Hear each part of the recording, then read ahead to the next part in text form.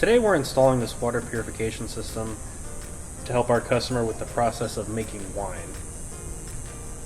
First we have the sediment filter, which catches all the impurities coming from the city water. All the little rocks that you find what clog up your sinks and everything. Next we have the green neck system, which is used to clean the water from all the harmful bacteria and chemicals. Next is the carbon filter, which filters and destroys the chlorine crystallization. And this whole process helps the customer produce the best wine possible and cleaning for the grapes and the cactus fruit prickly pears.